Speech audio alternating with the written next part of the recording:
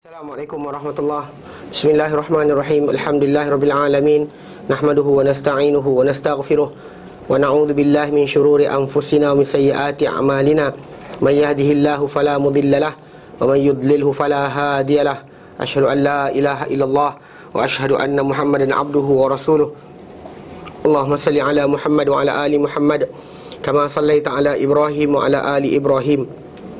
Wa barik ala Muhammad wa ala ali Muhammad kama barakta ala Ibrahim wa ala ali Ibrahim fil alamin innaka Hamidum Majid. Rabbi shrah li sadri wa yassir li amri wahlul 'uqdatam min lisani yafqahu qawli. Amma ba'd. Alhamdulillah, kita bersyukur kepada Allah kita dapat lagi bersama-sama untuk kita meneruskan kelas pengajian kita berkenaan dengan tata cara penerimaan ilmu dalam Islam dan pengujahan agama. Saya minta maaf dah tak lewat. Saya nak tidur lagi sebenarnya. Ngantuk-ngantuk ni tak sihat. Bukan sengaja nak tinggal pontek kelas kan. Baik. Apa keadaan sekali pun dia sampai dan kita teruskan insya-Allah. Baik, hari tu kita dah sampai pada bahagian kedua buku ini dan sedang bincangkan berkenaan dengan usul yang kedua. Kita ada untuk golongan pelaku bid'ah ni ada 3 usul. Macam mana untuk orang ahli sunnah wal jamaah ada 3 usul. Kalau sekiranya ahli sunnah wal jamaah dia punya usul dalam penerimaan dan juga penghujahan adalah mengagungkan nas, memastikan kesahihan nas dan betul faham nas. Dan manakala untuk golongan yang tersesat daripada Islam pun berkait dengan nas juga. Pertama, berani menolak nas dengan yang tidak sekena dengan kehendak mereka. Kedua, mereka mempermainkan atau memperolok-olokkan atau memburukkan sumber-sumber pendalilan syariah. So, kita dalam Islam ni kita mengatakan satu itu halal, satu itu haram, satu itu wajib, sunat. Kita ada dalil, kita ada nas. So diorang tak boleh nak tolak. Dia tak tolak, dia mainkan. Cara memainkan, pertama kita bincangkan itu sifat mereka. Mereka percaya Quran, tak percaya sunnah. Quran kita terima, sunnah tidak. So dia mengaku Muslim. Tapi dia tolak sunnah Rasulullah SAW, dia tolak atas dasar sunnah tak ada hujah dan sebagainya. Ini golongan ni para ulama gelar zindik. Zindik ni ciri satu gelaran yang kita terangkan itu. Dia bukanlah gelaran yang datang zaman Rasulullah. Para ulama terpaksa sebut create satu kalimah baru untuk gelar orang-orang macam ni. Sebab nak kata orang tu kafir, dia tak mengaku dia kafir. Nak kata dia munafik, kita tahu apa dalam hati dia. Pasal dalam Islam kita kata menuduh seorang tu munafik atau kafir perlu kepada dalil. Hatta para sahabat Nabi SAW dahulu mengenal Abdullah bin Ubay Ibn Salul sebagai ketua munafik atau orang munafik di Madinah tu dikenali sebab turunnya ayat Quran menjelaskan perangai mereka. Apa mereka lafazkan, apa mereka cakap, apa mereka buat. Rekod dalam Quran bahawa mereka ni ini munafik. Allah terangkan. Jadi secara tak langsung di situ dikenali mereka dengan sebab Quran dedahkan. Adapun yang kita jumpa sekarang ni, Quran tak dedahkan orang. Maka kita tak dapat. Jadi para ulama keluarkan satu lafaz tu zindik. Yang mana tak pernah digunakan sebelum tu, tapi digunakan untuk apa? Menjelaskan orang yang perangai kafir, perangai munafik. Tapi nak kata ya ke tidak, kita gelar zindik, dia kata. Mana kata lain tak boleh pakai. Dari segi masalah fahaman mereka cukup tertolak. Memang takkan diterima langsung. Mana boleh kita kata terima Quran tak terima sunnah. Pasal amalan Quran itu hanya berlaku dengan sunnah. Tanpa sunnah anda tak boleh beramal dengan Quran. Nak beramal dengan Quran, kita kata Quran itu bukan hanya bacaan dan amalan kan. Amalan dia hanya berlaku dengan sunnah. Kerana baginda SAW menjelaskan kepada kita bagaimana pelaksanaan arahan-arahan Al-Quran itu. Okey, itu pertama. Kedua, mereka akan tak tolak nas, dia tak tolak sudah. Dia percaya sebahagian kitab atau beriman sebahagian nas, kufur sebahagian nas. Mana dia bawa dalil, dia akan ambil separuh yang dia nak, yang lain dia buang. Dia kata dia tinggalkan. Okey, itu yang kita kata berlaku. Dan kemudian mereka yang ketiga, mereka menyembunyikan berdusta, berbohong di atas ataupun tidak menyemak sunnah. Dia berdusta atas nama Rasulullah dengan mudah. Dia tak ada kata tak percaya kitab, tak percaya sunnah. Dia bawa nas-nas baru buatan sendiri. Dia adakan dan tak cek semula benda tu betul ke tidak, sahih ke tidak. Tak penting. Yang penting bunyi sedap. Bunyi sedap, kena dengan kehendak mereka jalankan. Kemudian menyembunyikan nas, betul? Yang keempat, menyembunyikan nas. Nas-nas yang datang, kalau dia tak kena dengan apa mereka nak, mereka akan sembunyikan. apa mereka kena kat atas. Sedangkan kita Ahli Sunnah wal Jamaah, apa kena pada kita, kita cerita. Apa untuk kita pun kita cerita. Sebab kenapa kita kata hadis-hadis berkenaan fadilat, apa keluarga Rasulullah ke fadilat Ali ke para sahabat tidak, apa para ulama hadis tidak buang. Dia tak kata ini buang, tak ada. Kecuali orang yang meriwayatkan tadi itu tidak dituduh dengan ada pembohongan, ada fabricating hadis-hadis yang macam tu, baru ditinggalkan hadis dia. Dan kalau dia kata bukan terlibat macam tu, maka hadis tu sampai diterima. Walaupun bunyi itu tadi macam bunyi macam apa, seolah-olah macam menyokong keluarga apa pendapat ataupun pegangan golongan Syiah contohnya. Tidak sekali-kali kita beralih macam Imam apa Ahmad bin Hanbal. Dia menggalakkan apa, dia galakkan apa, bukan tamattu', mutaah, maksud dia tamattu' haji. Sekali ada orang datang jumpa dia dengan keadaan jahil, kata apalah kau ni imam, engkau galakkan tamattu' mutaah ni. Nanti orang Syiah gunakan dalil ni mengatakan bahawa benda ni daripada Islam dan sebagainya lah. So Imam Ahmad kata, aku dengar orang kata kau bodoh, tapi aku pertahankan kau. Sekali ni kau cakap memang kau bodoh, dia kata. Pasal tajuk dia kata takkan aku nak tinggalkan tentang menggalakkan perkara ini, sedangkan datang daripada sahabat Nabi lebih daripada belas orang. Dia kata aku ada sekian banyak hadis yang menerangkan bahawa tamattu' dalam haji itu adalah ni sekian. Dan lafaz tadi takkan kita ubah. Takkan kita ubah lafaz tersebut hanya kerana ada tendensi berat sebelah macam keadaan menjadi seperti Syiah dan sebagainya. Tak ada. Mencintai keluarga Rasulullah SAW adalah hak, ya. Dan mencintai Ansar adalah hak, ya. Kita iakan. Tak ada kita nafikan. Bahkan bila Rasulullah SAW menyatakan dalam hadis Sahih Muslim, taraktu fikum thaqalain, aku tinggalkan kamu dua bebanan. Kita tidak kata hadis tak betul. Bebanan tersebut Nabi kata kitab Allah, mana beramallah dan sebagainya. Kemudian wa itrati ahli baiti, itrahku, mana keturunanku, ahli keluargaku. Yang mana kita kata Nabi maksudkan dengan hadis tersebut tanggungjawab pelaksanaan. Macam untuk Quran, beramal dengannya. Untuk keluarga Rasulullah jangan abaikan mereka. Itu maksud hadis tersebut. Bukan, tapi golongan Syiah dia terbalikkanlah hadis itu pergi kepada arah untuk pengertian bahawa hidayah hanya dapat daripada keluarga Rasulullah sahaja. So orang lain keluarga Rasulullah tak ada hidayah. Ini masalah lah. Itu kita kata pembetulan yang kena lihat. Okey, jadi mereka terima nas yang mereka nak, buang tolak mereka yang mereka tak nak. Ni kita panggil mereka menyembunyikan nas-nas yang kena ke atas mereka. Okey, kemudian yang terakhir kita bincang ni adalah menyelewengkan nas daripada tempatnya. Dan dia penyelewengan nas ni berlaku dengan beberapa cara. Pertama, dialihkan lafaz.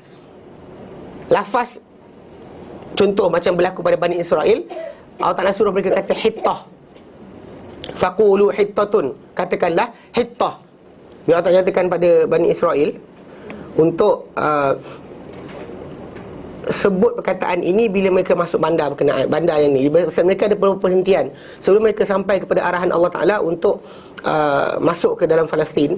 Mereka ada beberapa bandar mereka, Allah Ta'ala suruh mereka masuk dahulu. Yang bandar tempat mereka tangkap ikan tu satu, dan bandar yang ni satu lagi.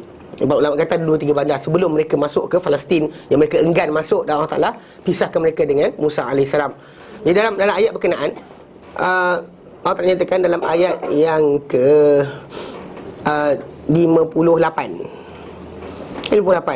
Kan bila Allah Ta'ala nyatakan wa idh qulna dkhulu hadhihi alqaryata, ingatlah kata kepada kamu udkhulu hadhihi alqaryata, masuklah kamu kampung ini. Okey, fakulu minha haitsu syi'tum ragadan wadkhulul baba sujada. Makanlah apa kamu nak dalam kampung berkenaan sesuka hati kamu, sepuas hati kamu, dan masuklah pintu kampung berkenaan, bandar berkenaan dalam keadaan tunduk. Waqulu, dan sebutlah hittah, gugurkanlah. So dia orang apa tu, dia apa bila Allah Taala perintahkan, nah orang kata faqulu hittatun naghfir lakum khotoyakum, kami ampun untuk kamu dosa-dosa kamu, wasanazilul muhsinin, kami akan tambahkan juga kebaikan untuk orang yang buat kebaikan. Tambahkan lagi. Lepas tu mereka, Allah Ta'ala nyatakan fabaddalal ladzina zalamu qaula, lalu menukar ganti golongan yang zalim kata-kata ghairal ladzi qila lahum, bukan apa yang diajarkan kepada mereka. Apa yang mereka cakap mereka tukar. Hittah dia tukar jadi hintah. Okay. Jadi benda-benda ni dalam kedudukan sini berlaku. Bila mana contoh macam bila orang-orang yang mengalihkan pengertian lafaz, dialihkan terus lafaz tersebut. Contoh macam Ar-Rahmanul 'alal 'arsy istawa, golongan Jahmiyah dialihkan. Pasal alasan dia nak bersihkan Allah Ta'ala daripada sifat makhluk. Perkataan istiwa itu difahami, bersemayam. Habis. Tapi oleh kerana mereka kata kalau Allah Ta'ala bertempat, maka dia makhluk. So diorang tukar istawa jadi istaula. Yang mana perkataan istawa tidak pernah dalam bahasa Arab, dalam kamus bahasa Arab, memberi pengertian istaula, yang maksud berkuasa. Faham Jadi dialihkan, dia tambah tu, dia tambah huruf ni, tambah sekian, alasan untuk ni. Itu yang satulah. Yang banyak lagi contoh macam apa pengertian berkenaan dengan tawasul ke, istighasah ke. Macam baru ni ada siapa entah. Dia budak ni masalah sesat sikit. Dia makin sesat. Pasal dia kata macam ni, pasal baru ni dibahaskan. Saya Dr. Abdul Basit ada terangkan berkenaan dengan lafaz madad. Actually madad means pertolongan. Help kan, kita kata yang tu, ikut bahasa Inggeris dia, sebut Melayu dia. Jadi digunakan lafaz madad. Dia macam orang buat qasidah ni, dia akan disebut madad. The word madad, the word Rasulullah SAW tak pernah Rasulullah suruh para sahabat buat macam tu.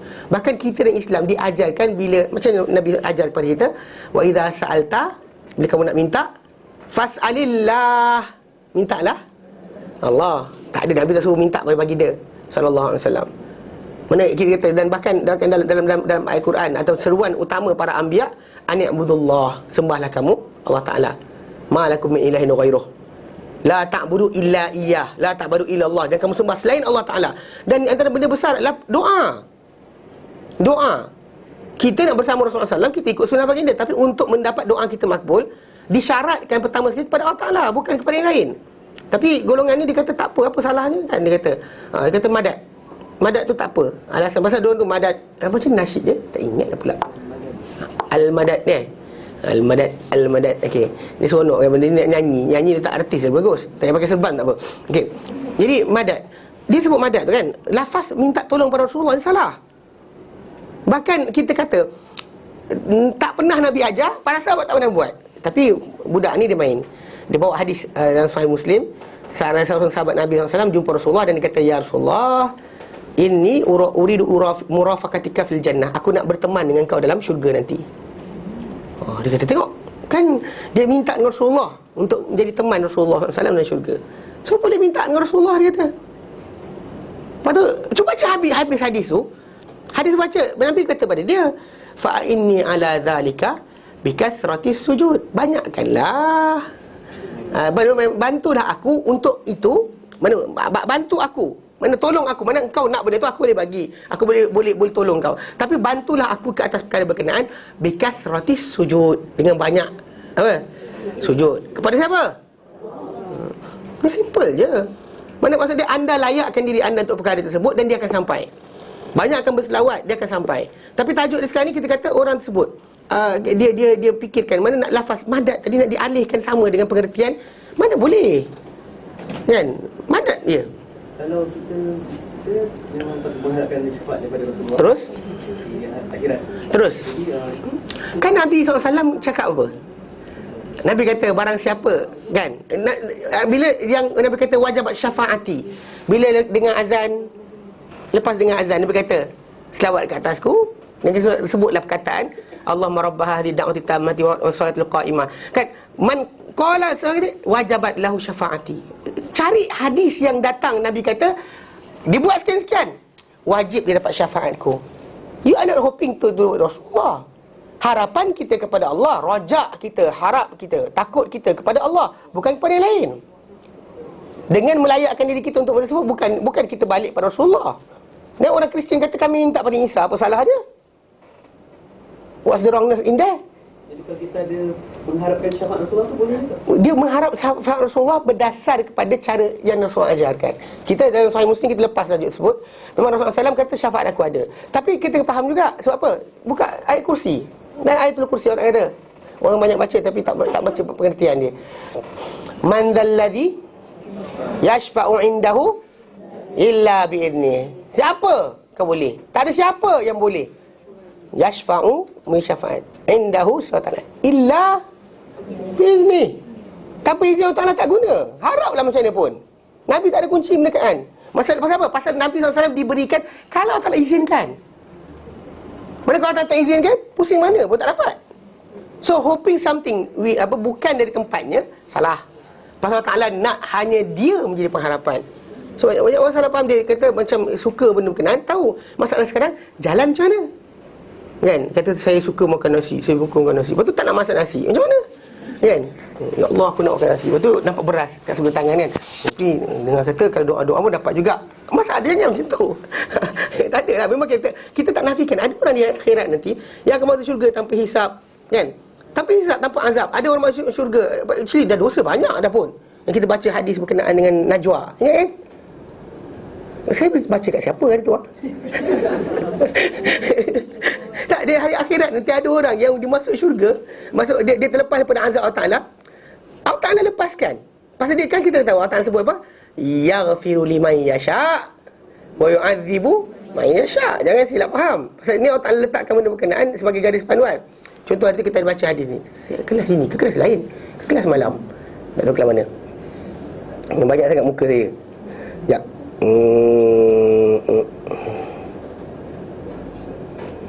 Okay.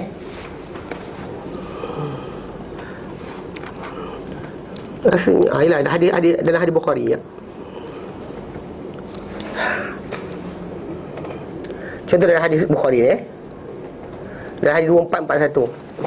Dalam hadis 2441. Dia kata daripada Safwan bin Muhzir Al-Mazini qala, beliau berkata, bainama ana amshi, sedang mana aku berjalan, ma'a Ibni Umar, dengan Ibnu Umar radhiyallahu anhuma, suatu redha terhadap Umar dan Ibnu Umar, anak dia, akhidhum biyadih, memegang tangannya. Actually biasa kan saya kata tu, orang Arab dia tak kisah jalan pegang tangan. Kita keluar yayasan taklim pegang tangan, laki-laki orang kita biar benar. Kita orang kita Malaysia je pelik. Tak, orang kita Bangla kan dia tak kisah. Orang tak kisah, dia tak ada benda masalah tu. Kita je. Kan sikit tak ada. Okey. Sahabat Nabi kan, ni dia pegang apa dia kata Safwan bin Muhzir ni, dia kata aku berjalan dengan Ibnu Umar pegang tangan. Iz arada rajulun, tiba-tiba melintang seorang lelaki datang depan kami. Faqala, lalu dia kata pada Ibnu Umar, kaifa sami'ta Rasulullah sallam yaqulu fin najwa, macam mana kau dengar Rasulullah SAW cerita tentang najwa, tentang bisikan? Okey, mana hadis bisikan, apa hadis bisikan ni? Faqala, lalu berkata Ibnu Umar, sami'tu Rasulullah sallallahu alaihi wasallam yaqul, aku mendengar Rasulullah SAW bersabda, innallaha yudni al-mu'mina, Allah Ta'ala akan mendekatkan orang yang beriman pada hari kiamat nanti, dekatkan orang beriman. Fayadhu alaihi kanafahu, lalu dia buat tutup, dia letak ke atas orang beriman tadi lindungan dia. Wa yasturuhu, dan disembunyi, ditutup. Pasal banyak orang keseluruhan manusia hari kiamat nanti, apa dia buat didedahkan kepada semua orang. Tapi ada orang yang Allah Ta'ala tarik dia, kemudian Allah Ta'ala tutup dia. Dan dia sembang Allah Ta'ala, tak ada siapa dengar. Fayaqulu, Allah Ta'ala kata pada dia, ata'rifu dzamba kadza, ata'rifu dzamba kadza, kau tahu, ingat tak dosa, kau kenal tak dosa ini, kau kenal tak dosa ini. Mana Allah Ta'ala ungkit pada dia dosa-dosa yang pernah buat. Fayaqulu, dan dia pula kata, na'am ay rabbi, ya wahai Tuhanku, ya wahai Tuhanku. Berulang-ulang macam tu, sampaikanlah hatta idza qarrarahu bidunubihi, sehingga Allah Ta'ala minta dia mengaku dengan dosa-dosa dia. Wara'a, dan dia lihat, laki ni lihat, fi nafsihi, pada diri dia, annahu halak, bahawa dia akan binasa. Qala, Allah Ta'ala berkata, satartuha alaika, aku sembunyikan ia, dosa-dosa engkau tadi aku sembunyikan ia, fi dunya, kat dunia, tak ada siapa tahu tu kan. Wa ana aghfiruha lakal yauma, dan aku akan ampunkan untuk dia, untuk kamu pada hari ini. Dan dunia aku yang sorok, sekarang akhirat ni aku yang ampunkan. Tapi jangan kita perasan kita orang ni, jangan kita perasan dia overconfident pun dia juga. Padahal itu sebab kita harap dan takut itu kena ada. Pasal harap kita jadi orang ni, tapi takut tak jadi dan kita buat amal. Kita terus beramal dan kita macam, mungkin kita lah orang ni. Dan kita tak beramal. Tapi kenapa tak beramal? Ustaz Adi cerita itu, ada orang kan, tak boleh tu. Okey. Fayu'ta kitab hasanatihi, maka diberikan dia buku amalan kebaikan dia. Mana dosa dia habis siapa ustaz? Jadi benda-benda macam ni kita kata masalah-masalah sebut apa, lafaz-lafaz tertentu dalam apa ni. Dan bahkan jadi kumpulan-kumpulan yang apa yang buat kerja-kerja madat-madat ni kan. Dia mula-mula sebut Nabi. Lama sikit dia tukar guru dia saja. Kalau sesiapa buka yang apa dalam website apa Nur Muhammad yang apa website apa kemudian Nasyabandi Muhibbin yang mati dia punya pengasas dia, apa orang besar dia. Yang apa Hisham Kabani, dia Isyam Kabani dengan seorang lagi, siapa tak? Nazim Haqqani. So jadi dia orang punya cara untuk contoh macam kita disebutnya ni, dia madat ya syekh, tak ada nabi dah. In the end dia akan buang nabi. Cara kumpulan ni mula dia tarik, dia kata tengok para sahabat buat. Tengok para sahabat, macam orang tu kata, dia kata tengok ada sahabat pergi ke kubur nabi, doa dan sebagainya. Lepas tu dia tukar daripada nabi, dia tukar kepada guru dia. Dia exchange. Saya pernah jumpa seorang, saya kata ini nabi. Okay, fine. Kita kata pasal Imam Ahmad bin Hanbal rahimahullah kata nabi ini berkat hidup dan mati. Alive or death, dia berkat. Saya kata okay, fine, lepaskan apa sahabat buat dan sebagainya ni. Tapi saya kata belah mana nak linkkan nabi dengan guru awak? Pasal lepas tu tak pergi kubur nabi, awak pergi kubur guru awak atau kubur nabi lain. Saya kata belah mana awak linkkan? Dia tak jawab. Macam mula dia kata tawassul dengan nabi, in the end lepas tu tawassul dengan lain. Siapa? Abdul Qadir Jailani, Syekh Siti Jenar, siapa yang saya jumpa dekat Payajan itu, Panglima Hitam. Sampai sekarang saya tahu Panglima Hitam siapa. Ada tuan haji seorang kita kata itu jin ustaz. Apa seorang ulama di kalangan jin. Allahu a'lam. Ini cerita dia. Dia once benda tu dibuka, orang lain tak boleh tutup. So kenapa kita tutup awal-awal? Banyak macam penyelewengan nas daripada pengertian dia. Contoh macam bila kita kata macam dia kata Allah Taala di mana-mana. Ini adalah hujah atau dalil yang dipakai untuk golongan wahdatul wujud. Untuk mengatakan Allah Taala dekat sini Allah, sini Allah, sini Allah, sini Allah. Dia pakai itu. So the word dia kata Allah Taala tidak bertempat. Ada contoh macam sekarang ni ada keluarkan kumpulan Zul Ijtihad, orang ramai isytiharkan Allah Taala ada tanpa bertempat, dia kata. Ini hujung dia, hujunglah sekali ke mana? Kepada tajuk ni lah, wahdatul wujud, semua ni Allah. Dalam ni Allah, ini Allah, ini Allah, semua Allah. Pasal diorang bergantung dengan falsafah wahdatul wujud, mengatakan bahawa seluruh alam ini dijadikan pada Nur Muhammad. Nur Muhammad itu daripada zat Allah Ta'ala. Then actually when you worshipping anything else other than Allah pun tak salah lagi, dia kata. Dia akan extend. Sampai lagi kumpulan ni tak semayang dan sebagainya, pasal dia kata sama. Hitam ke putih sama, dosa ke pahala sama, pasal semuanya Allah. So last sekali ke mana pergi? Habis syariat akan dibuang. Apa ajaran Muhammad akan ditolak. So dia kata sama aja. Buat apa nak bincang dosa-dosa ni? Kan? Neraka ke syurga? Kan Allah belaka, dia kata. Tak jenuh kita nak pangkah diorang ni. Tapi asal pertama dengan mula satu tajuk je, Allah di mana-mana. Yang mana Nabi tak pernah ajar, sahabat tak pernah belajar dengan Nabi, tapi datang daripada falsafah ilmu kalam. Sebab bila kita kata datang mana nas Nabi ajar, Nabi tak pernah ajar. Sebab tapi penyelewengan lafaz saya sikit je. Dia bagi istawa, jadikan istaula. Habis.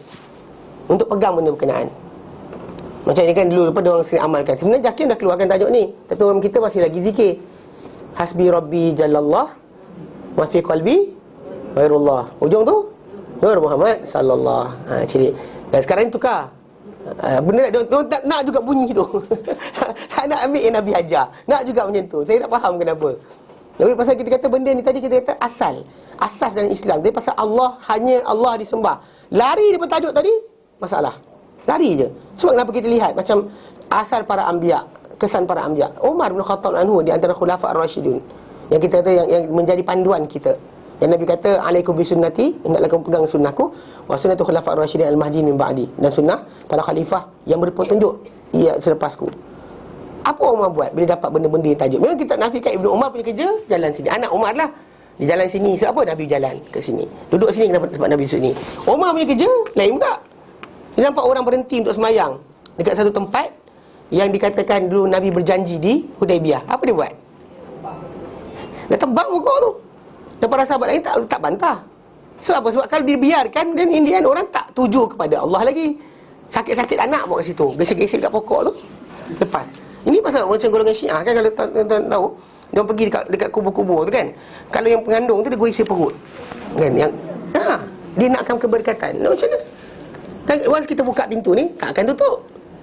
Sebab kita kata jaga bab ni, pasal bab berkenaan berkat, bab berkenaan dengan lafaz ni, lafaz tentang Rasulullah SAW. Macam bila saya sebut tadi kan, macam dia orang kata, dia ni tak sayang Rasulullah ke? Saya kata Allah Ta'ala isytiharkan Al-Quran untuk syafaat Rasulullah tadi, bukan hanya setakat suka Rasulullah. Tapi apa? Laksanakan. Maka Nabi kata kita dikenal di hari akhirat nanti dengan apa? Kesan wuduk kita. Bukan dengan sebab hanya kita sayang. Sekat-sekat sayang Rasulullah, Abu Talib sayang Rasulullah, tapi tak bersama Rasulullah.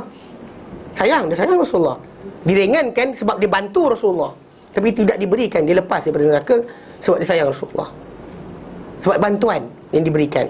Kalau setakat sebut sayang saja dan tak ada benda. Semua orang boleh mengaku, tapi apa? Ujian Allah Ta'ala kepada kita untuk sayang tadi dengan apa?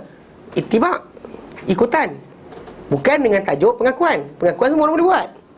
Orang munafik pun kata, nashhadu innaka la Rasulullah. Idza ja'aka munafiqun qalu nashhadu innaka la Rasulullah. Mendan surah munafik ayat pertama. Bila datang pada engkau Muhammad, orang munafik mengatakan, kami bersaksi engkau adalah utusan Allah. Allah Ta'ala tahu engkau utusan dia. Allah Ta'ala tahu munafik tu penipu. Sebab kita kata benarkan kata-kata kita, hati kita dengan kata-kata dan perbuatan kita. Tak boleh kita pegang satu je. Dan sebab itu kita mengalihkan lafaz daripada bentuk ni. Ini satu bentuk. Satu lagi dia kata yang kita ambil itu adalah mengalihkan makna, kekal bentuk lafaz asal. Alihkan makna, tapi maksud asal tu kekal. Contoh macam itu dia kata yang dimaksudkan dengannya mengalihkan lafaz daripada zahirnya dan apa yang difahami oleh orang Arab daripada maknanya. Ia dinamakan oleh sebagian orang mutakhir sebagai takwil. Dan ia lebih tersembunyi banding dengan bentuk yang pertama. Bab takwil yang rosak ni tidak terpakai. Yang tak terpakai ini adalah satu pintu yang luas sangat. Bab kita apa pengertian dalaman. Contoh macam aqimus solah. Tengok, aqimus solah. Apa maksud aqimus solah? Dia cuba nak gatal masuk dalam. The word aqimus solah tadi kita tahu dah pelaksanaan dia, terus macam Nabi tunjukkan. Sallu kama ra'aitumuni usalli. Solat macam kamu lihat aku solat. Tak ada timbul tajuk yang lain. Tapi golongan ni dia rumitkan keadaan, dia terbalikkan maksud, dia mainkan. Tapi sampaikanlah sekali ada kalangan mereka ni tak semayang. Sebab tak semayang. Dia kata kalau semayang, satu luar, satu dalam. Syirik. Tu maksud satu luar, satu dalam. Dia katakan pasal kan diorang berzikir hasbi rabbi jallallah ma fi qalbi ghairullah. So dalam hati dah ada Allah, dah ada dalam ni. So kalau ketika solat sembah yang di luar, yang di dalam macam mana? Faham tak? Sampai in the end paruh tu dia sibuk berkenaan dengan tajuk ni. Sampai last tak semayang. Buat apa semayang kalau syirik? Serius. Ini bukan benda main-main. Saya jumpa kumpulan macam ni yang sibuk berkenaan dengan tajuk syirik, tapi benda yang Nabi tak pernah ajar pun sibuk. You don't have to concern yourself about that. Bahkan kita kata dalam tajuk masalah solat, kita solat walaupun tak faham pengertian, tak tahu benda, kenapa rukuk, kenapa sujud, you have to do it. Because itu tanda kepatuhan kita kepada arahan Allah dan Rasulnya. Nothing more. Dan kadang-kadang orang tu nak cari rahsia di sebalik. Kenapa tak pergi haji lagi? Tak tahu falsafah haji. Kalau saya tahu falsafah haji, saya pergi haji. Jenuh lah macam tu. Pasal kefahaman Allah Ta'ala berikan ikut keadaan manusia tadi. Dia nak berikan, dia beri. Tapi dia kata, bahkan kalau tak faham sekalipun, anda tetap kena buat. Walau tak faham, kena buat juga. Yang ini kita kata yang konsep berkenaan dengan amal yang kita dalam Islam ni, dia berlaku dengan bukan masalah pengertian dalaman. Tak faham pun kena buat. Ini kita bincangkan itu berkenaan dengan macam puasa kan. Kenapa separuh hari dan sebagainya. Memang Allah Ta'ala letakkan. Itu Allah Ta'ala suruh para sahabat berjihad. Diorang tak nak pun diorang kena buat. Walaupun dalam hati mereka kata tak nak pergi dan sebagainya. Allah Ta'ala kata kutiba alaikumul qital, difardukan atas kamu berperang, wa huwa kuruhul lakum. Sedangkan perang ni kamu tak suka. Tapi Allah Ta'ala kata wa asa an takrahu syai'a, memang kamu benci satu perkara, wa huwa khairul lakum, tapi ia baik untuk kamu.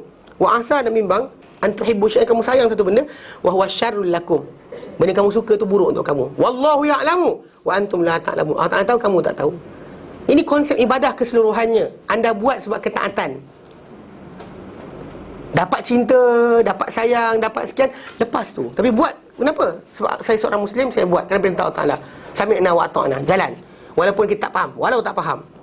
Bukan tunggu faham baru buat. Selagi tak faham, saya tak nak buat. Jadi contoh selagi tak khusyuk solat, buat apa solat? Mana ada? Takkan nak kata tinggalkan solat kerana tak khusyuk ni. Kenapa tak buat semayang? Orang semayang tak ikhlas Allah Ta'ala tu, sebab kena baiki tu. Bagi yang tak semayang ni, tak semayang lillahi ta'ala juga ke? Kan you do something because of Allah. Ikhlas. There's no such thing, tinggalkan ibadat Allah Ta'ala perintahkan kerana Allah Ta'ala. Kenapa tak semayang? Ataupun saja aku tak semayang lillahi ta'ala. Mana ada? Saja aku semayang lillahi ta'ala, faham lah kan? Tak semayang lillahi ta'ala, mana ada? Saya kata selagi tak ikhlas, syirik, dia mainkan benda berkenaan. So kadang-kadang lafaz tu nyata, jelas. Tapi diorang kan apa maksud dalam. Ini kumpulan macam ni banyak lah. Dia kata orang-orang yang masuk melaluinya orang-orang sesat yang untuk menghancurkan Islam. Di mana mereka menyelewengkan nas-nas dan mengalihkannya dari makna-makna yang sebenar, serta mereka mengikutkan kepadanya makna-makna yang mereka inginkan. Apa mereka nak, mereka masukkan kat situ. Sometimes macam saya jumpa ni kumpulan ni kan banyak dah, tapi banyak orang kaya, bukan miskin, untuk fikir macam ni. Dia kata aqimus solah, dirikan kebenaran. Aqimus solah, dirikan kebenaran. Dia kata solat ni saya nampak macam pagan ritual, dia kata, pasal following the sun.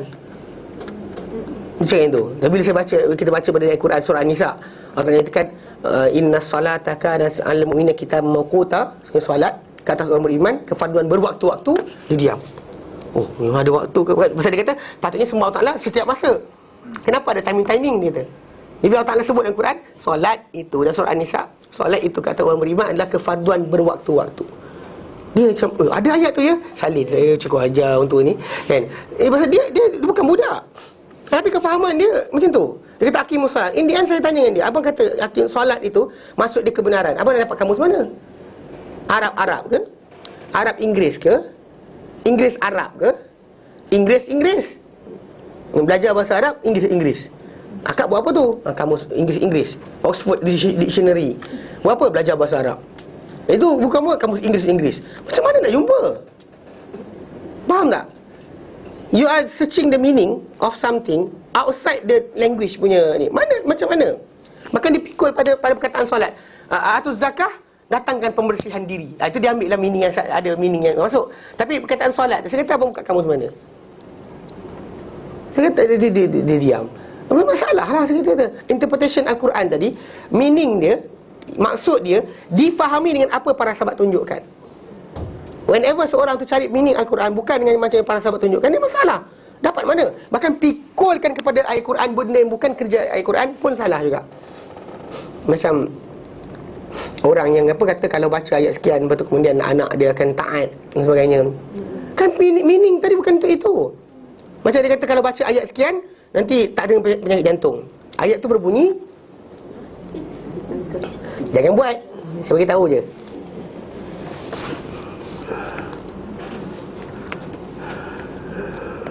Contoh dia dalam surah Hud.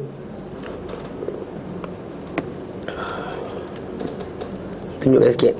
Okey, pasal ayat ni actually berulang dalam Quran banyak kali. Okey.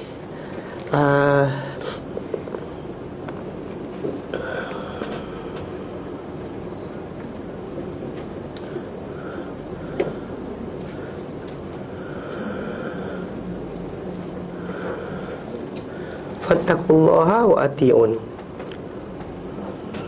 Ya.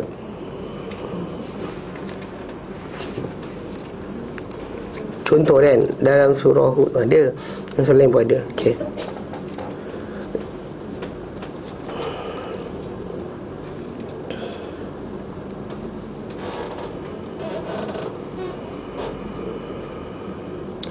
Okey,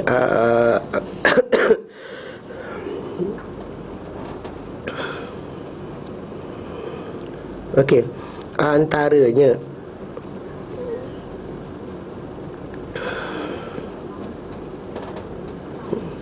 kita tinggalkan ni, ambil surah dalam surah apa, dan surah Asy-Syu'ara. Asy-Syu'ara lagi banyak. Asy-Syu'ara lagi banyak. Allah Ta'ala nyatakan dalam surah Asy-Syu'ara ayat 108, 110, 126, 131, 144, 150, 163, 179. Banyak tak tahu tak apa. Tapi actually okey, 108. Tak payahlah talin, tak apa. Jangan salin. Pasal terangkan dia tak ada kaitan pun dengan tajuk yang diorang ajarkan ni. Okey. Cuma nak bagi tahu apa benda yang berlaku.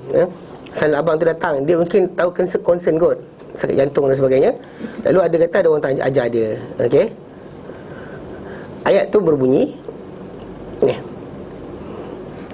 Fattaqullaha wa ati'un. Takutlah kamu pada Allah dan taatilah aku.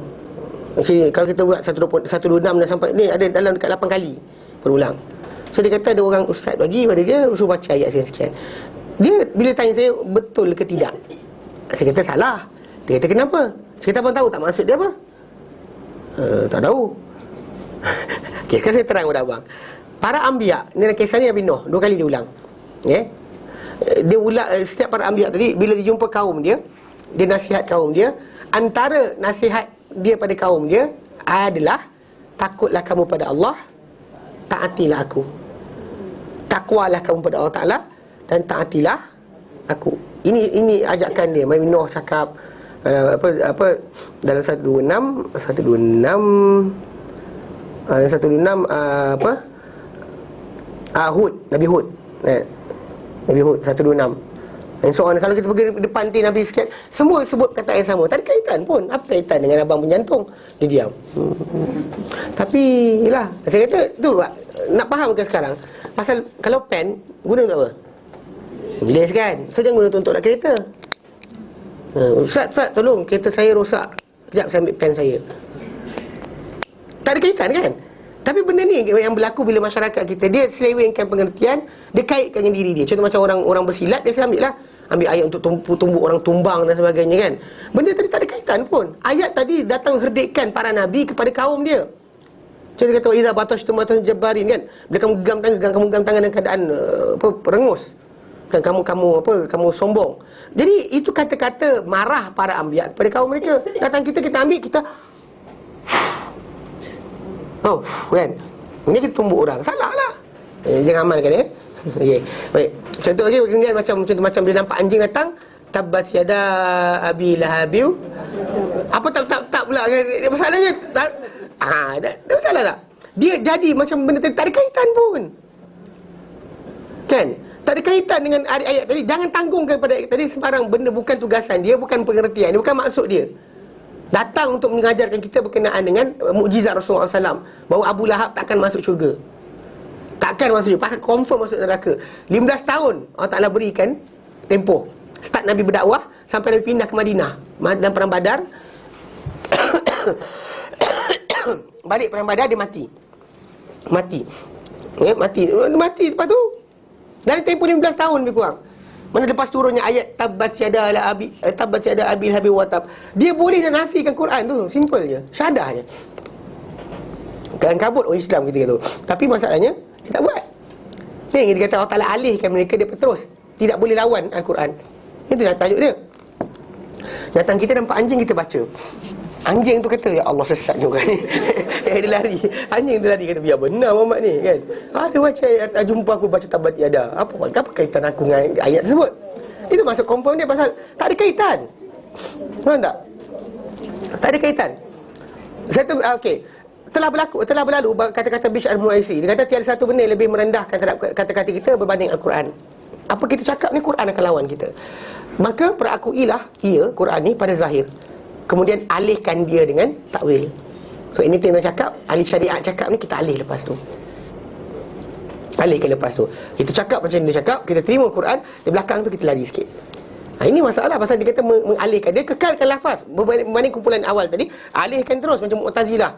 Dia tak nak ayat Quran datang bunyi wa kallamallahu Musa taklima.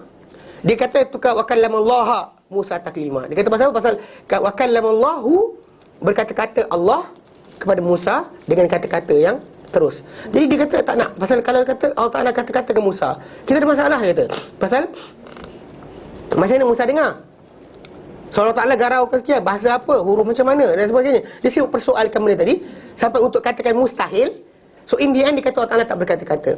So yang berkata-kata adalah Musa. So dia try nak alihkan kallamallahu kepada kallamallaha. Terus ubah terus perkataan. Yang ni kita kata perbuatan mereka. Pasal nak sangat kononnya bersihkan Allah dari sifat makhluk. Sampai last sekali Quran dipulaskan ikut apa dia nak. Tak boleh. Ini salah. Ini kita kata ada benda paling bahaya bila kita buang pengertian Al-Quran untuk menangkan idea yang kita ada. Ini tak boleh. Confirm tak boleh. Haram. Sambung. Yep. Jadi untuk ayat Al-Quran tu memang tak boleh langsung gunakan untuk yang tu. Okey. Ada Entahlah. Kalau ayat-ayat contoh macam kita kata macam ayat-ayat yang datang, perubatan masalah. Dia perubatan sebenarnya dari Islam ni adalah pencegahan. Sebab kenapa Aisyah radhiyallahu anha bila Rasulullah SAW sakit, bila ditanya pada Aisyah, kenapa kau pandai perubatan, pandai hukum hakam? Dia kata, aku isteri Rasulullah. Dan bila apa? Urwah bin Zubair tanya pada dia, anak Zubair bin Awam, anak Asma binti Abi Bakrin. Dia kata, wahai mak, dia kata, asal kau tahu berkenaan hukum hakam? Dia kata, aku isteri Rasulullah. Lepas tu bila dia ditanya pada dia, wahai mak, dia kata, kenapa, macam mana kau boleh tahu berkenaan dengan tengok hadis dia.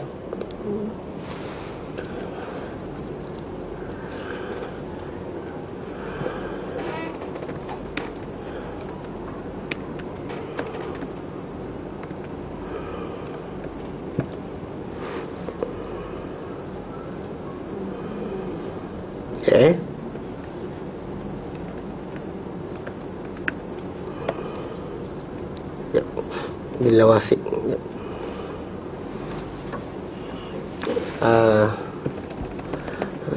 fa'ana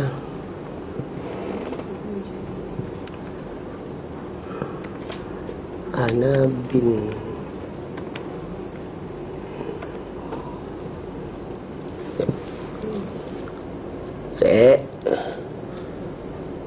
lafaz yang lupa. Musnad Ahmad. Tadi Khalid jawab.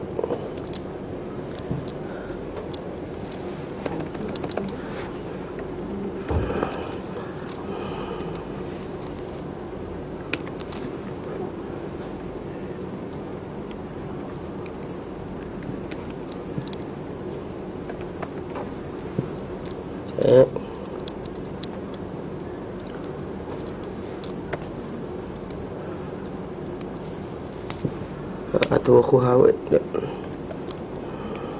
Pasal dia dalam hadis tu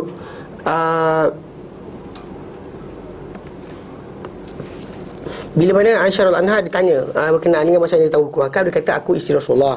Bila ditanya berkenaan dengan macam dia tahu syair, pandai syair, dia kata, aku anak Abu Bakar. Bila ditanya berkenaan dengan masalah macam mana dia boleh tahu tentang apa perubatan, dia kata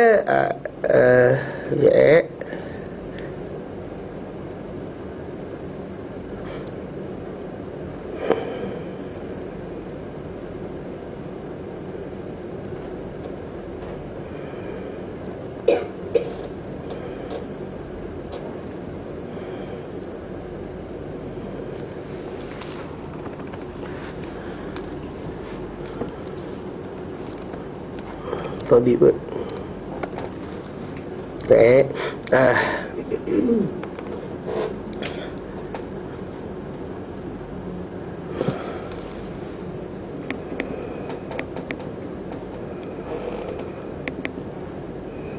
Pasal bila sebut perubatan yang dipahami oleh Rasulullah SAW, pasal macam contoh hadis yang apa ketika mana Rasulullah SAW tegur kan, hadis yang datang semua penyakit ada ubat kan. Kalau konteks hadis tu datang bukan bab jampi. Pasal bila dalam soal Musnad Ahmad nanti kalau saya tunjukkan Rasulullah SAW datang apa saya contohnya hadis ni. Okey. Dia kata apa dia kata apa daripada Zakwan bawa seorang apa an rajul min Ansar daripada seorang lelaki di kalangan Ansar qala, beliau berkata, ada Rasulullah SAW rajulan bihi jurhun, telah melawat menziarahi Rasulullah SAW seorang lelaki yang pada badannya ada luka. Faqala Rasulullah SAW bersabda, ud'u lahu tabib bani fulan, panggilkan untuk dia tabib bani fulan, doktor bani fulan daripada keluarga fulan sekian-sekian. Qala, berkata perawi hadis ni apa, fada'auhu, lalu mereka pun panggillah orang berkenaan. Faja'a, bila datang si tabib tadi, faqalu, orang ramai berkata, ya Rasulullah, wa yughni dawa'u syai'a, ubat boleh sembuhkan apa-apa ke? Rasulullah kata subhanallah. Rasul pelik. Rasul kata subhanallah, masya-Allah. Maksudnya ini kata-kata Rasulullah kata bila orang sahabat Nabi ada fahaman yang terbalik sikit ke, salah faham ke, Rasulullah kan subhanallah, merasa takjub kan. Maksud dia kata hal anzalallah min da' fil ardi illa ja'ala lahu syifa. Bukankah Allah Ta'ala tiada Allah Ta'ala jadikan sebarang penyakit di muka bumi ini kecuali Allah Ta'ala jadikan dia untuknya ubat. mana dan hati ini kata berubatlah kamu yang berubat dengan benda haram. Konteks dia adalah konteks dari panggil doktor. Orang ramai kata apa pasal kau kan Nabi, doakan je lah. So Nabi tak buat macam tu. Sebab kenapa kita kata bukan orang SAW tiap hari orang datang jumpa ya Rasulullah dia sakit kaki, auzubillah minasyaitanirrajim. Ya Rasulullah dia sakit badan, auzubillah minasyaitanirrajim. Nabi tak buat macam tu tiap hari. Itu sebab kenapa kita kata konteks penggunaan Al-Quran itu macam tu excessive. Kalau anda kata paling banyak digunakan sebenarnya Fatihah sahaja. Yang para sahabat buat pun. Di zaman kita sekarang macam-macam ayat keluar. Ini keluar sebagainya. Jadi Semua sakit ada ayat. Semua sakit ada ayat. Migraine ada ayat. Okey. Dan apa? Kita kata apa? Okey. Maksudnya bila benda tu datang apa? Semua benda ada ayat. Bila sekali tak tahu ayat tadi, mungkin kita kata orang tersebut jadi apa, tak tahu ayat itulah yang menyebabkan dia sakit. Salah lah. Itu masalah juga. Sedangkan kita tahu bahawa kesakitan yang berlaku pada kita dan sebagainya adalah dengan sebab apa, Allah Ta'ala beri kita penyakit. Kita baca ayat kursi ke tidak, kalau nak kena gangguan syaitan, ganggu juga. Allah Ta'ala berikan kita ikut kadar apa yang dia nak, bukan apa yang kita wajibkan Allah Ta'ala. There's no such ayat yang kita boleh jadikan Allah Ta'ala boy kita. Tahu, baca ayat sikit Allah Ta'ala pun macam sami'na wa ata'na. Mana boleh. Kalau Allah Ta'ala bagi kepada kita apa dia nak. Dia tak nak bagi, dia tak bagi. Tapi kadang-kadang masalahnya salah faham orang ramai ni, bila dia ingat ada satu ayat, baca je Allah Ta'ala kena taat cakap kita. No such thing. Tapi banyak orang nakkan benda tu. Dia nak bila cakap benda ni, dia baca ayat ni, Allah Ta'ala akan dengar apa doa dia. Mesti dengar. Tak. Dia beri apa dia nak, kan? Dia halang apa dia nak. Bukannya benda tu semua datang dengan macam bentuk yang kita fahamkan, macam ada ayat magic kan. Everybody kan baca ayat magic ni semua jadi. Kan orang nak macam tu kan. Petik je dapat, petik je dapat. Quran itu syifa. Lima hafiz, baca ayat tu habis. Lima hafiz sudur, apa dalam dada tu. Akidah tu yang penting. Anda hidup dalam kesakitan, dihapuskan dosa, sampai akhirat terus masuk syurga. Dengan anda dapat kesembuhan. Tapi lepas tu kena soal jawab, masuk neraka dulu. Mana lagi baik? So kita jangan kita rasakan perbuatan kita, apa ni kita buat tadi tu macam betul. Pasal pertama sekali ayat Quran tadi tu sebab Nabi suruh berubat. Dan bahkan Aisyah radhiyallahu anha kata bila Rasulullah SAW dahulu sakit, datang doktor-doktor Arab untuk mengubat Rasulullah SAW. Lalu diorang ceritakan ubat macam ni, dan Aisyah lah yang masak. So Aisyah radhiyallahu anha paling pandai di kalangan para sahabat tentang perubatan adalah Aisyah radhiyallahu anha. Tapi tanya kenapa, bukan Nabi aja. Siapa aja? Doktor-doktor Arab datang, pegang badan Rasulullah dan sebagainya. Lepas dia kata suruh bagi ubat sekian. So dia bagi alasan kenapa dia jadi paling pandai berkenaan perubatan di kalangan para sahabat. Dia orang bagi tahu, bukan baca. Doktor Arab tu jumpa Rasulullah dan cek badan Rasulullah dan kata, ini ubat dia sekian-sekian. So jadi setiap kali benda ni berlaku yang salah faham dia adalah apabila orang tu menyangka bahawa macam itulah magic. Sedangkan kita tahu bahawa Allah Ta'ala makbulkan doa kita dengan baca ayat Quran atau tanpa baca ayat Quran. Kadang-kadang mungkin lafaz mulut kita, ya Allah aku nak benda sekian, Allah Ta'ala bagi tanpa ada ritual tambahan. Ada kalanya diiringi ritual tambahan. Contoh macam solat, lepas solat, dalam sujud, atau lepas tahiyat, ataupun ketika nak buka puasa. Bukan sebab lain. Allah Ta'ala bagi, dia bagi dengan keadaan dia. Jadi tak ada siapa boleh mengatakan Allah Ta'ala letakkan syarat. Syarat Allah untuk dibuat migraine kena baca ayat sekian. There's no syarat on that. Kalau kita kata contoh macam anak degil, syarat dia baca ayat sekian. Bila orang tu kata baca ayat sekian, maksudnya dia letakkan syarat. Faham tak? Siapakah kita untuk letakkan syarat kata Allah Ta'ala? Kalau Nabi ajar kita sami'na wa ata'na. Ayatul kursi akan menyebabkan apa? Syaitan tak ganggu kita sepanjang siang, sepanjang malam. Angkat tangan, sami'na wa ata'na. Surah Al-Baqarah, syaitan tak masuk rumah, dia baca dalam surah Al-Baqarah. Angkat tangan, sami'na wa ta'na. Ini ilmu ghaib yang Nabi ajar. Adapun yang lain tu datang mana? Kena tanya. We have to question everything. Tapi yang buat tu wali, dia bukan Nabi. Kena faham juga, dia bukan Nabi. As long as dia bukan Nabi, tak ada hak untuk kita kata apa dia buat tadi menjadi sebagai panduan untuk seluruh umat. Okey. Boleh makan, ada ustaz dia kalau sakit kita nak kena pegang lidah tu baca 7 kali ayat tu. InsyaAllah. Yang Nabi SAW ajar dalam Sahih Muslim. Ni yang best dia. Diorang ajar baca ayat sekian. Nabi ajar. Salah seorang sahabat, nama dia Uthman bin Abil As Al-Thaqafi, dia sakit badan. Ini cerita dia jumpa Rasulullah SAW. Dia kata lepas masuk Islam ni badan sakit-sakit je. Sakit je. So, jadi bila badan sakit-sakit, dia jumpa Rasulullah. Dan Rasulullah SAW kata, ni dalam Sahih Muslim. Rasulullah kata, pegang tempat kau sakit tu, kemudian sebut. Tapi tak kata ayat Quran pun. Dia kata, Bismillah, Bismillah, Bismillah 3 kali. Kemudian sebut 7 kali, A'udzubillah wa qudratihi min syarri ma ajidu wa uhadir. A'udzubillah wa qudratihi min syarri ma, 7 kali. Aku berlindung dengan Allah dan kekuasaannya dari keburukan atau apa yang aku rasakan dan apa aku bimbangkan. Sini ulang-ulang itu je. Jadi Nabi tak ajar pun ayat Quran. So kalau kita kata banding ajaran ustaz tersebut, ajaran Nabi, nak pegang mana? Sini Nabi kan. Lebih-lebih bukannya hadis ni, hadis Sahih Muslim pula. Kan, you actually comparing the prophet punya ajaran dengan orang lain. Confirm Nabi menang. Takkan ada orang letakkan Nabi ada orang atas Nabi. So for me, kalau dia kata orang kata buat pegang je, saya kata ada. Tapi lafaz dia, saya baca apa? Kalau untuk meletakkan ayat Quran, tapi ayat Quran lagi tinggi. Subhanallah, Nabi lupa ke? Takkan Nabi tak tahu? Nabi tak tahu, kita tahu. Problem. Pasal itu kita kata macam apa yang Imam Malik kata, tiada bala lebih besar berbanding dengan seorang tu merasakan dia sampai kepada satu perkara yang Nabi terlupa mengenai kebaikan berkenaan. Bila seorang lelaki dia zaman Imam Malik dahulu, dia tanya pada Imam Malik, dia kata daripada manakah seorang tu patut pakai ihram? So Imam Malik kata daripada Zulhulaifah, di tempat Nabi SAW berihram. Lepas tu dia kata, aku nak berihram dari kubur Rasulullah SAW. Nak berihram dari kubur Rasulullah. Dia kata, Imam Malik kata, jangan buat. Dia kata, kenapa? Kenapa jangan buat? Dia kata, aku bimbang kata kau fitnah. Lepas tu lelaki berkenaan kata, berapa batu je aku cepatkan. Ini Zulhulaifah, ini kubur Rasulullah. Berapa batu je, few miles saja. Kenapa nak kena fitnah pula? Lepas tu Imam Malik kata, fitnah manakah lebih besar berbanding engkau merasakan engkau telah sampai satu kebaikan yang Nabi terlupa mengenainya. Nabi tak tahu, engkau tahu. So kau duduk di sini is better daripada Nabi punya tempat. Mana boleh? Sebab itu kita kata apa kedudukan sabda Rasulullah SAW tadi lebih besar bandingan yang lain. Sebab kita kata macam orang boleh kata mengagungkan nas, tapi bila time aplikasi, nampak tak? Yang ini datang bacaan sekian, yang ini datang bacaan sekian. Yang kata ada jampi untuk lembutkan hati anak dan sebagainya, lembutkan hati suami.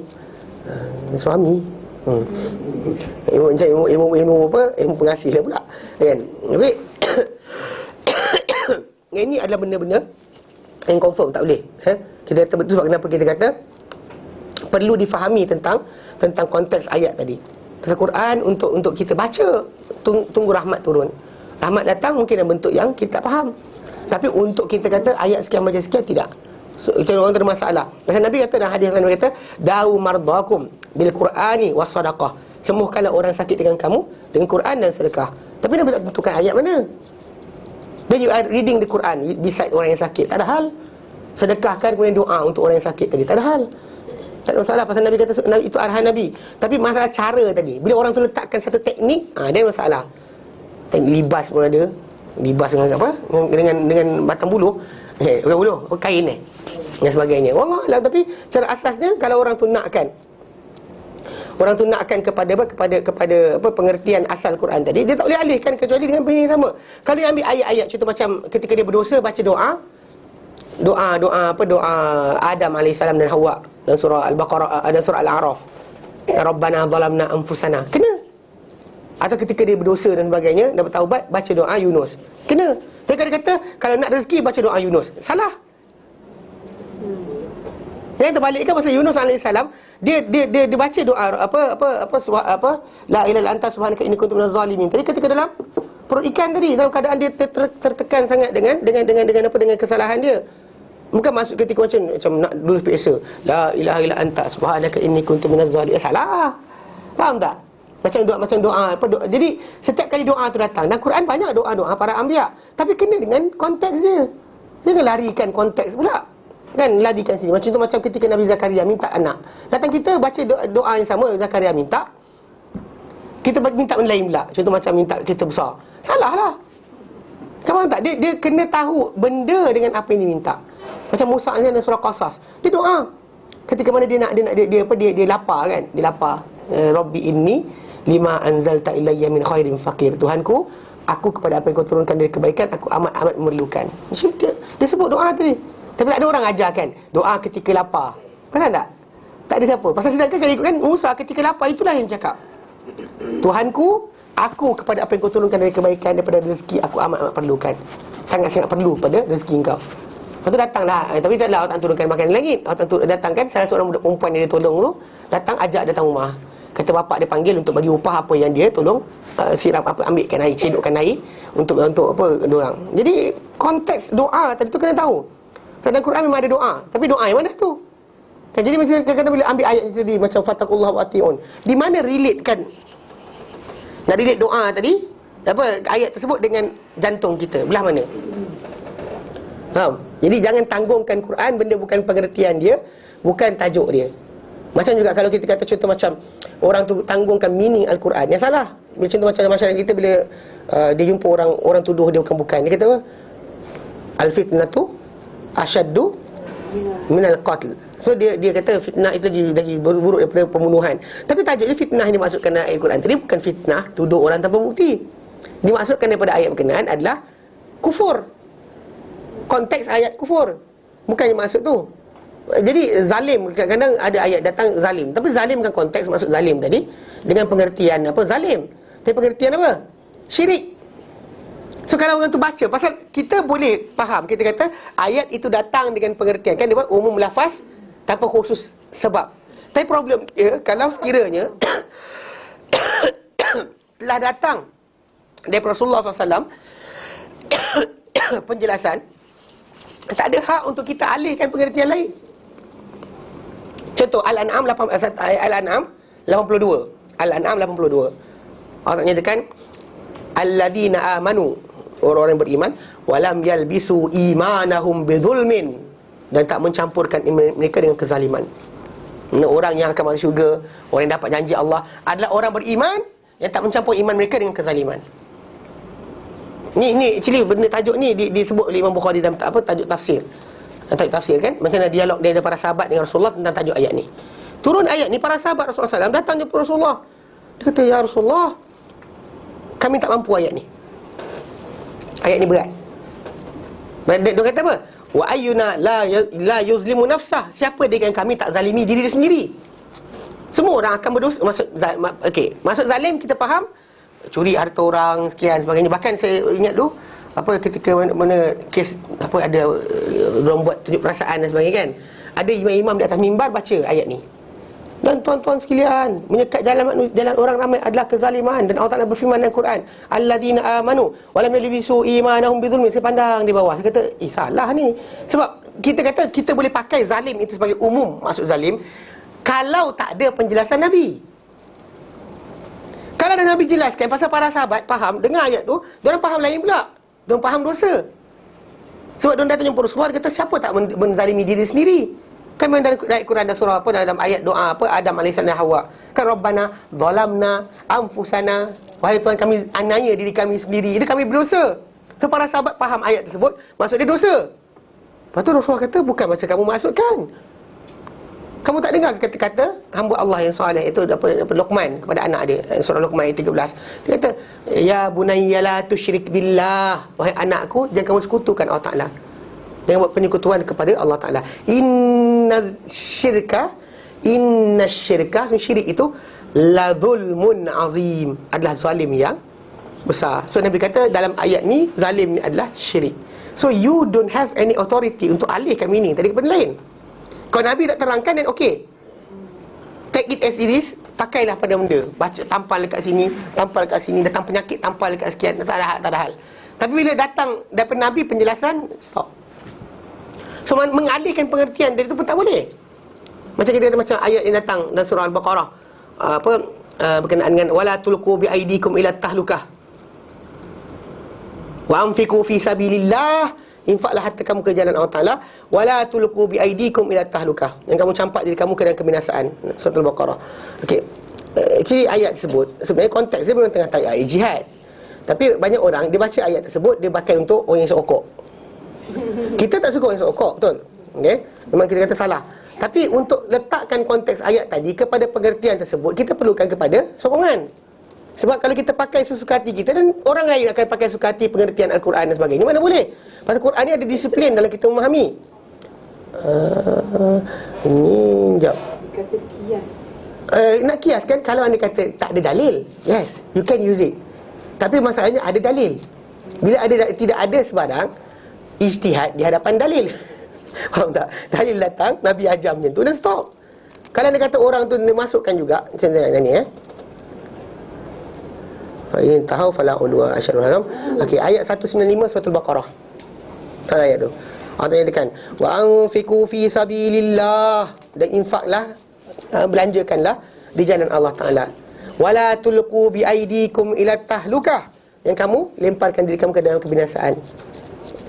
Wa ahsinu, berbuat baiklah. Innahu muhsin.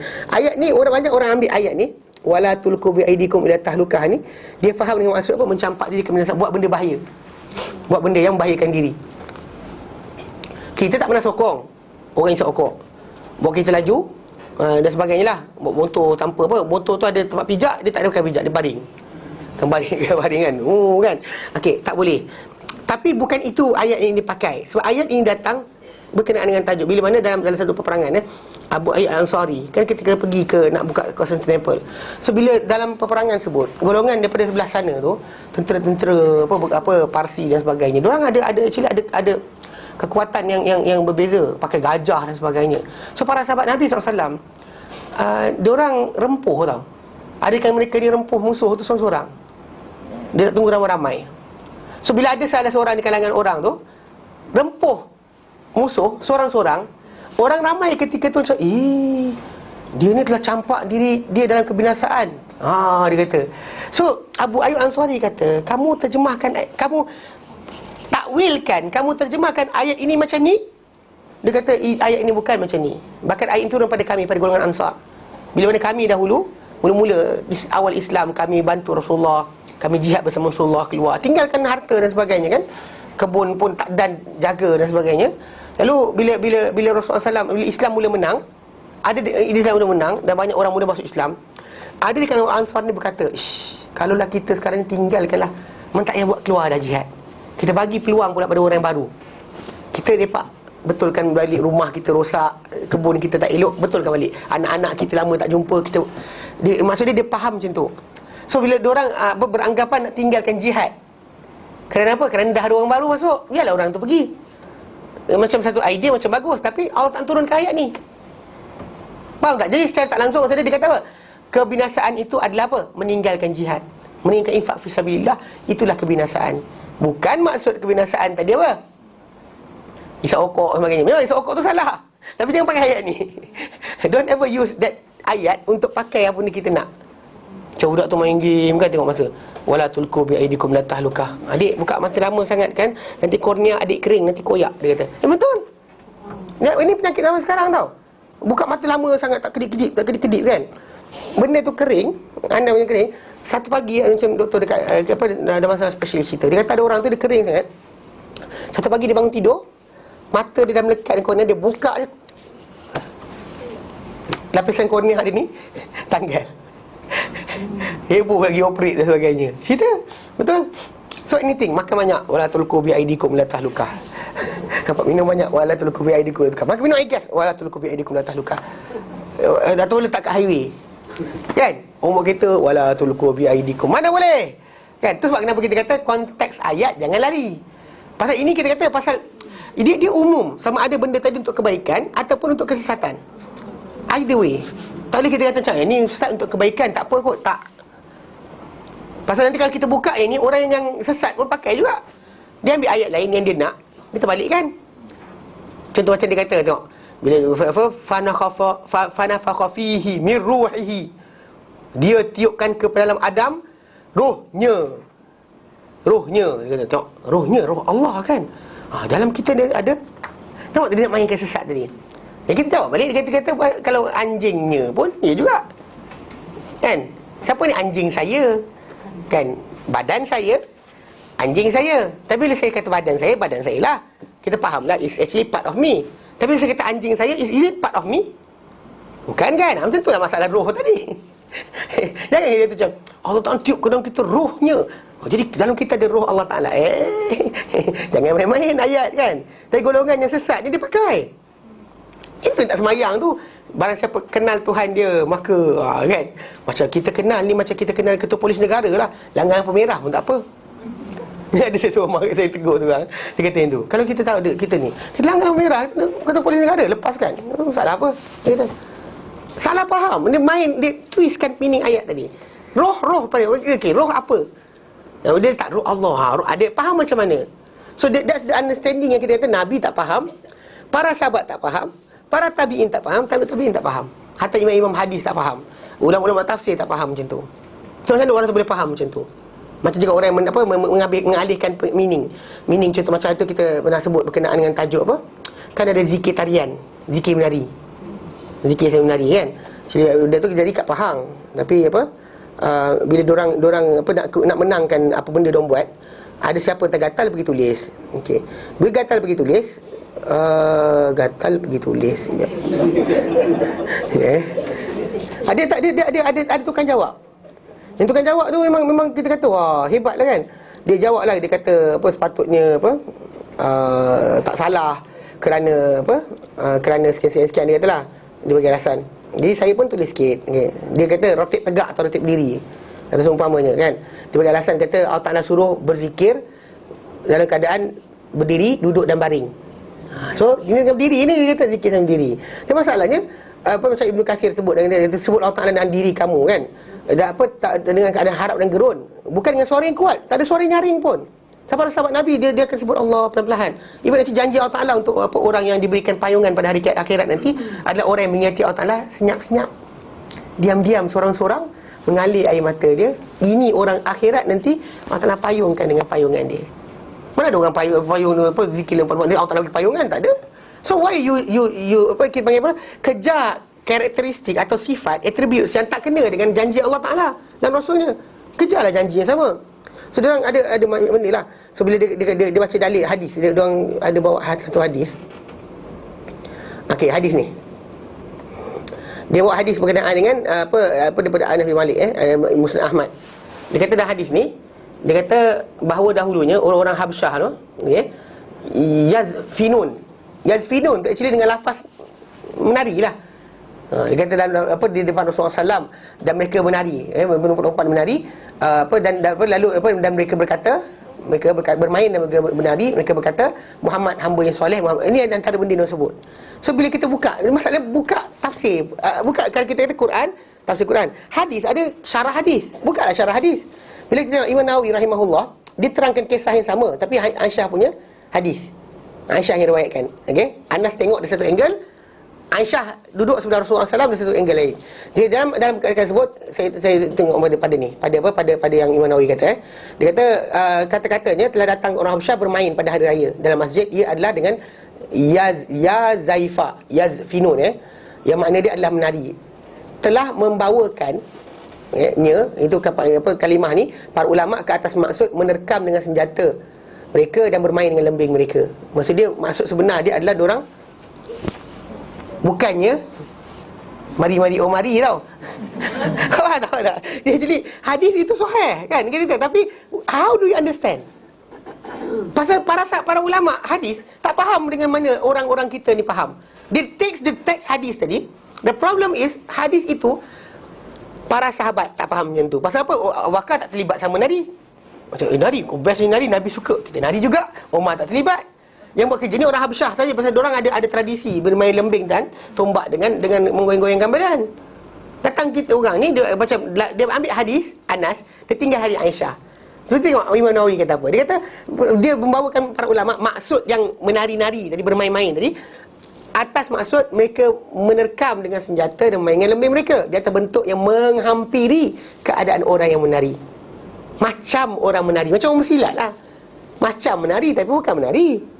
Atas saya tumbuk tengok kan apa jadi, kerana keseluruhan riwayat yang datang hanyalah dalam apa permainan mereka dengan lembing-lembing mereka, maka ditakwilkan lafaz yazfinun tadi yang disebut oleh Anas kepada pengertian apa pergerakan tadi.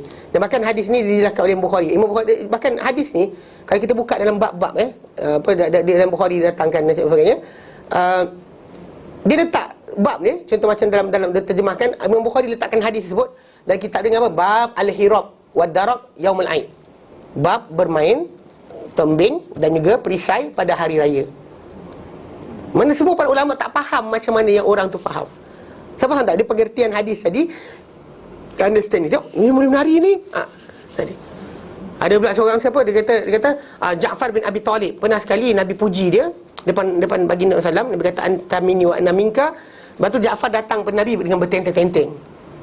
Tapi masalah bertenteng-tenteng tadi, tak suruh zikir. Dia bukan berzikir ketika tu. Dia happy.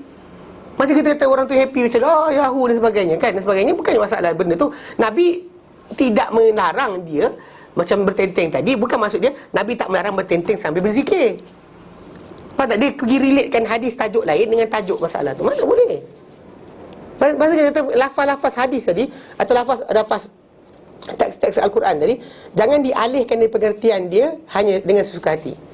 Kerana tu sebab dia kata apa? Ibnu Abil Iz Al-Hanafi, dia kata dengan ini bermahajalela para penyeleweng terhadap nas-nas. Mereka berkata, kita mentakwilkan apa menyalahi kata-kata kita, dan mereka menamakan penyelewengan tersebut sebagai takwil bagi menghias dan juga mencantikkan agar ia diterima, supaya benda tu orang terima. Kalau disebutkan sebagai pendapat sendiri, orang tak faham. Macam mana boleh lawan pendapat dengan sabda Nabi? Tapi dia kata tak, ini takwil panggil. Ke tafsir takwil. Tafsir dengan dalil, takwil tanpa dalil mana ada? Pasal Quran itu difahami Quran hadis, Quran kata-kata sahabat, Quran kata tabi'in, Quran dengan dengan bahasa Arab. Nombor 5. So maksudnya kalau ada kata orang tu lari daripada konteks ini, dia ada masalah. Jelas. Sebab ni ada sifat bawah lagi, ada lagi tambahan sifat dia. Tak cukup, tapi dia nanti akan tunjukkan lah, ceritakan berkenaan dengan benda-benda yang dinafikan. Golongan-golongan ni kan macam dia kubur. Dia kata mungkin maksud kubur tu lain. Ada saya jumpa kumpulan yang kata syurga neraka tu tak ada kat akhirat. Dia kata syurga neraka tu kita kat sini lah. Kalau orang tu gembira, happy, itulah syurga dia. La ilaha illallah syarikallah. Allah tak ada janji ke syurga lain. Rasulullah sebut syurga lain kat sana. Nabi kata. Datang kita, dah. Itu sebab kita kata penukaran pengertian tak boleh. Walaupun lafaz kita dia percaya syurga, tapi syurga tu maksud lain. Tak. Syurga Nabi maksudkan adalah taman, tempat kekal abadi, negeri orang bertakwa pada hari kiamat nanti. Neraka juga meaning yang sama, untuk tempat orang yang jahat pada hari kiamat nanti. Adapun kat sini, tak. Ini tempat ujian. Anda dalam dewan peksa sekarang ni. Kita sekarang dalam dewan peksa. Anything happen pada kita, baik ke buruk ke dan sebagainya, Allah Ta'ala atur kepada kita untuk ujian. Pasal kadang-kadang ada orang jahat, tapi Allah tak bagi musibah sikit pun. Ada orang tu baik, tiap-tiap hari kena musibah. Jatuh motor lah, inilah, itulah dan sebagainya. Pasal Allah Ta'ala beri kepada manusia ni mana baik dan buruk silih berganti. Bukannya masalah sayang atau benci. Yang ini banyak orang salah faham. Dia kata kalau kita dah sampai tahap ni, takkan kena musibah. Hari para sahabat Nabi mati kena penyakit, Umar mati kena tikam perut. So Umar tak beramal dengan Islam dengan betul. Kita amal betul, jadi takluk. Umar tak erti macam kita. Ni kita kena point sikit, kena gimana kan? Nak gimana? So jadi dengan benda ni kita kata insya-Allah kita sambung kemudian. Nanti penggunaan tajuk ni wallahu a'lam. Sallallahu ala sayyidina Muhammad wa sallam alhamdulillah alamin. Subhanallah anta astaghfiruka. Assalamualaikum warahmatullahi taala.